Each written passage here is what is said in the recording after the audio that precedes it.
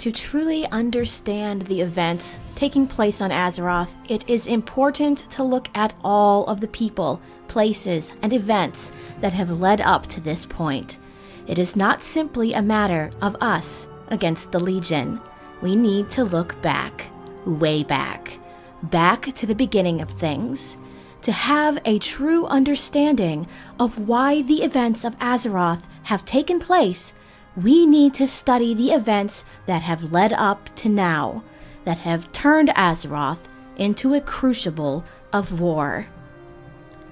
I am Auridormi, chronicler of the Bronze Dragonflight. Let us discuss these Chronicles of Azeroth. To begin understanding the conflicts that have plagued Azeroth for over 10,000 years, we need to take a closer look at the building blocks of the very universe. The universe is comprised of 7 forces. 6 are situated in 3 pairs that are diametrically opposed. The last serves as the basic building blocks of everything in the Great Dark. The first 2 of these fundamental forces are light and shadow. These are the 2 most fundamental forces in existence. Although contradictory, they are bound together. One cannot exist without the other. The light is positive energy, a mysterious and benevolent force that resides in every living being. It is the source of all life in the cosmos, and dwells in a realm outside the borders of reality, but manifests in the Great Dark as holy magic. The shadow, or the void, is a dark energy, a vampiric force that seeks to devour all energy and twist creation into feeding upon itself. Next are the primal powers of life and death. Life, also referred to as nature magic, promotes growth and renewal. Death is the purview of necromancy. Death serves to counterbalance life by breeding despair, entropy, and decay. Both life and death hold sway over all living things in the physical universe, and like light and shadow, they are balanced against each other constantly. The last 2 of the primal pairs are order and disorder. Order, also known as arcane, is a type of energy that by itself is innately volatile and takes years of study to master.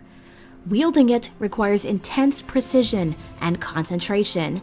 Often, it is blended with other magic types as a stabilizing agent. Disorder, or chaos, manifests as the highly destructive and equally volatile fel magic. It is a brutal and addictive form of magic that draws directly from living beings. The last, but certainly not the least, of the primal forces of the universe are the elements, and they are divided into 6 categories. Fire, air, earth, and water serve as the building blocks of all matter in the Great Dark beyond. These are bound by spirit and decay by shamanistic cultures, either to work in harmony with or subjugate the elements. Those who seek balance use spirit, or chi as the monks call it, which interconnects and binds all things in existence as one. Decay is the tool of those who weaponize the elements and serves as the counterpoint to spirit. Each of these 6 categories is defined by their dual nature. Fire is both passion and fury. Air is cunning and madness. Earth is stability and stubbornness. And water is tranquility and indecisiveness.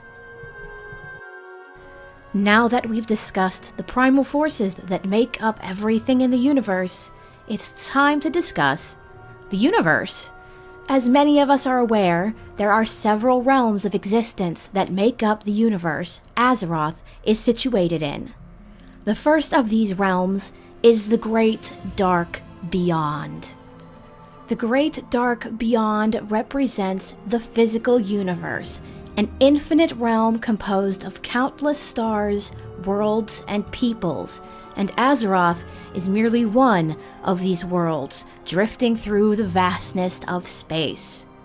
The Great Dark Beyond represents the entirety of the physical realm, the material plane. Everything that exists in the Great Dark Beyond. Parallel to the material plane is the infamous Twisting Nether. This is an astral dimension where the forces of light and void bleed together at its boundaries, engulfing this entire realm in conflict. And where the boundary between the Great Dark Beyond and the Twisting Nether is thin, reality becomes warped and unreal. Separate from both the Great Dark Beyond and the Twisting Nether is the Emerald Dream. It exists solely alongside Azeroth. Nowhere else does the Emerald Dream endure, making it unique. It is an ethereal realm that was forged alongside Azeroth as it was ordered, and acts as a map for the evolutionary path of all life on the planet. As such, it is tied to Azeroth. The ebb and flow of life and death on Azeroth is reflected in the Emerald Dream. And last is the mysterious Shadowlands. Like the Emerald Dream, it is tangentially linked to Azeroth, but unlike the Dream, this is a place of decay and death, a labyrinthine spiritual plane where the spirits of the dead wander, either trapped there forever or as a stopping point before moving on to a brighter, newer future. All of these things, these primordial forces and planes of existence, are connected. Light and shadow dance behind the veil of the Twisting Nether, while life and death hold dominion over the Emerald Dream and the Shadowlands. All of these realms and forces intersect and intertwine with the Great Dark Beyond that serves as the crucible for all things. Where these forces collide, powerful beings spring into life, and the Great Dark Beyond is filled to the brim with powerful beings. These denizens of the cosmos come in all shapes, sizes, and demeanors. In the beginning, there was the light.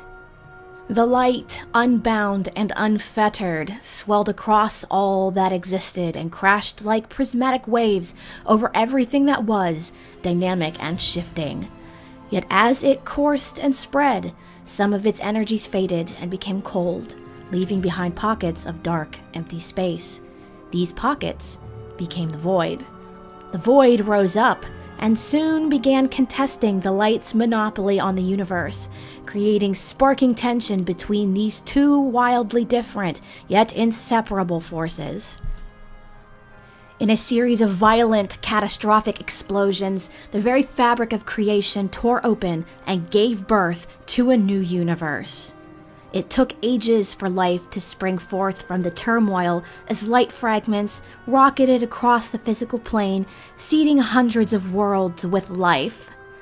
But that is a story for another time.